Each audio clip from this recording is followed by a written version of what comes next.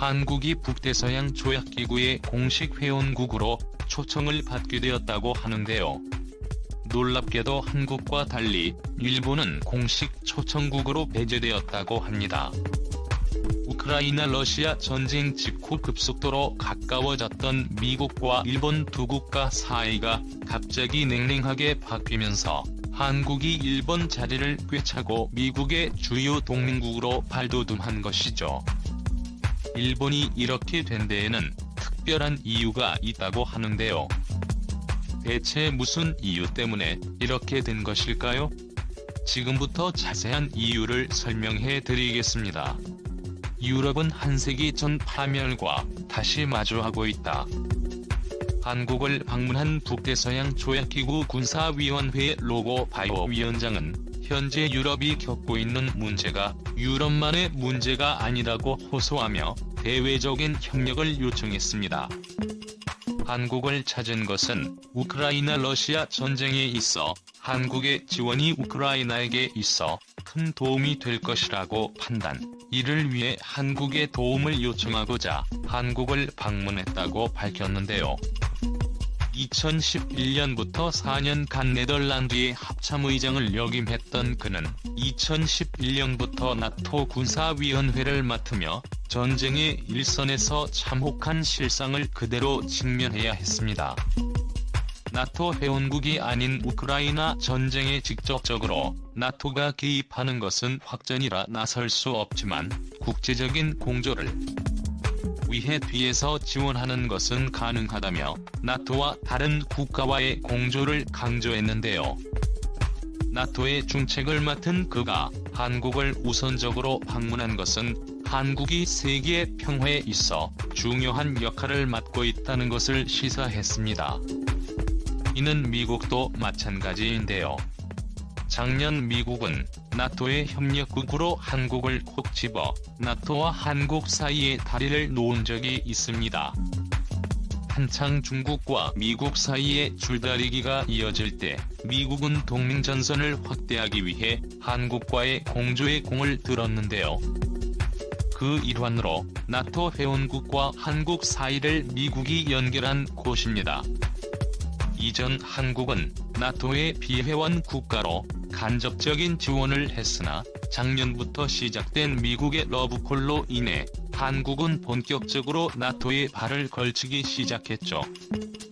오커스와 쿼드를 비롯 아시아 태평양 국가들과 다자 관계를 구축하며 연대를 쌓았던 미국은 한국을 다자 동맹 관계의 한 축으로 만들기 위해 토니 블링컨 국무장관을 비롯 고위 관리들을 한국에 보내면서 한국 고위층과 소통을 이어갔는데요. 그러나 2012년 들어 우크라이나-러시아 전쟁이 터지면서 상황이 반전되었습니다. 튼튼한 관계를 빠르게 구축하기 위해 미국은 전략을 변경, 한국을 끌어들이는데 속도를 냈습니다. 한국을 비롯한 아시아 태평양 지역 국가들을 대상으로 나토에 가입하기를 미국이 정식으로 권유한 것이죠. 이 소식을 가장 먼저 알린 곳은 미 국무장관 토니 블링컨이었죠. 그는 나토 정상회의에 한국이 참석할 것은 물론이고 향후 중요 동맹이 될 아시아 태평양 내 두 개 국가들은 나토와 상시 공조에 들어갈 것이라고 말한 곳인데요. 블링컨이 말한 4개 국가는 한국을 포함해 일본, 오스트레일리아, 뉴질랜드를 일컫습니다. 오는 6월 열리는 회담의 4개 국가의 참석을 이야기하면서 한국이 정식인 나토 회원국으로 승격될 수 있다는 주장도 등장했는데요. 한국의 외교부 장관 후보자인 박진 후보자는 오는 6월에 개최될 나토 정상회의 권유에 대해 고민하고 있다고 답하며 미국의 요청이 사실인 것을 확인해 주었죠. 국회 인사청문회 자리에서 그는 미국이 초청한 것은 사실이라고 말하며 나토 정상회의에서 향후 우크라이나-러시아 전쟁과 관련 협조 수위를 다시 논의할 예정이라는 정보를 공유했습니다. 한국의 나토 초청이 공식화되는 가운데 조 바이든 대통령이 한국을 먼저 방문하기로 하면서 이와 같은 나토 공식 초청은 조만간 현실화될 것으로 많은 전문가들은 예측했습니다. 그런데 이 가운데 뜻밖의 사실이 미정계에서 흘러나오며 나토 가입국이 4개, 국가관이 3개 국가가 될 수 있다는 소문이 퍼졌습니다. 일본이 나토 공식 초청 자리에서 제외되었다는 소식이었죠. 러시아와 거리를 두며 미국과의 공조를 강화하는 가운데 일본은 그 어떤 국가보다도 먼저 미국의 손을 잡은 나라로 향후 미국의 태평양 플랜에 있어 핵심 국가가 될 것으로 많은 군사 전문가와 외교 전문가가 바라봤는데요. 이는 일본에서도 마찬가지였죠. 일본 산케이 신문은 일본 정부 관계자를 인용해 미국을 중심으로 한 오커스 동맹에 일본이 한 자리를 차지할 수 있다는 소식을 알린 바 있었죠. 오카시가 추진하는 극초음속 무기 개발과 더불어 전자전 전력 강화에 일본의 기술력을 끌어들일 계획이고, 현재 명칭인 오커스를 일본을 포함해 졸커스로 바뀔 수 있다며 명칭 변경까지 논의가 되었다는 소식을 전달했는데요. 한 차례 아시아판 나토 구상을 계획했던 미국 입장에서도 일본의 섬조는 거부할 이유가 없는 상황. 중국이 러시아의 편을 들며 미국에 속을 걸고 있는 가운데 든든한 동맹이 될 수 있는 일본을 마다하기가 어려운 것은 사실입니다. 그럼에도 불구하고 미국은 이번 나토 초청에 일본을 배제하고 한국만에 공식 초청하기로 가닥을 잡은 것이죠. 이러한 결단의 중요한 근거는 바로 일본의 재무장입니다. 미국과 달리 일본이 독자적으로 재무장을 추진. 심지어 미국이 제일 민감하게 생각하는 핵무장까지 이야기하며 일본이 급격하게 과거 일본 제국주의 시절로 돌아가려고 있기 때문입니다. 제2차 세계대전 당시 일본의 진주만 공습으로 많은 미국인들이 다치거나 죽었던 사실을 기억하는 미국은 일본의 재무장에 대해 경계를 늦추지 않았는데요. 중국을 견제하기 위해 적을 늘리지 않아야 하기에 미국은 일본과 공조를 늦추지 않으며 협력을 강화했던 것이죠. 그런데 최근 일본이 미국 몰래 군사력을 이동, 대만과 가까운 최남단 지역에 병력을 집중시키고 있다는 사실이 드러난 것입니다. 미국은 이 사실을 모르고 있다가 알게 되었다고 하죠. 일본 최남단 오키나와에서 비행기로 1시간을 더 들어가야 나오는 미야코 섬에는 육상 자위대 미사일 본부가 들어섰는데요. 최근 이곳에 무장이 강화되고 상설 자위대원이 늘었다는 첩보가 들어온 곳입니다. 휴양지로 알려졌던 섬이 요새로 변모했다고 하죠. 일본 최소 단위에 위치한 요나구니 섬 역시 일본 자위대 부대가 배치, 미사일 부대는 물론이고 전자전 부대를 배치했다고 합니다.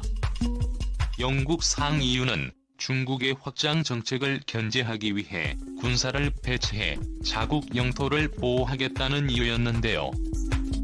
미국은 이 사실에 대해 전혀 보고받지 못했다는 게 문제였습니다. 심지어 기시 노부오 일본 방위상은 일본이 독자적 방위력을 갖추기 위해 전략을 재검토해야 한다고 말하며 강한 일본군을 다시 만들어야 한다고 나서기까지 했는데요.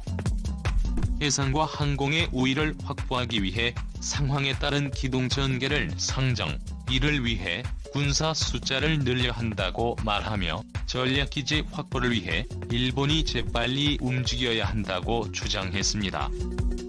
그러지 않아도 아베 전 일본 총리가 핵무장을 주장하며 미국의 심기를 건드린 데 이어 현 일본 정부에서 미군 몰래 무장 강화 및 군사 재배치를 하면서 선을 넘은 행동을 보인 것이죠. 본디 일본 외무성인 하야시 오시마사를 불러 나토 간 논의를 추진했던 미국과 유럽 관계자들 입장에선 일본의 독자적인 행동에 불쾌감을 드러냈다고 하는데요. 평화를 위해 군대를 강화하기보다 자신의 이득을 위해 군대를 움직이는 것을 보고 조치가 필요하다는 주장이 나왔다고 하죠. 일본의 갑작스런 급발진에 미국 국무장관이 블링컨 과거를 일본은 잊지 않길 바라며 민주주의 국가로서 모범을 보일 것을 비공식 석상에서 이야기했다고 하죠. 반면 이런 일본과 달리 한국과 협조를 강화해 안보 공백을 메우고 중국 러시아와 대항할 주요 국가로 한국을 중심으로 두겠다고 밝혔는데요. 블링은 한국을 향해 아시아에서 진정한 민주주의를 실현하는 국가라고 말하기까지 했죠.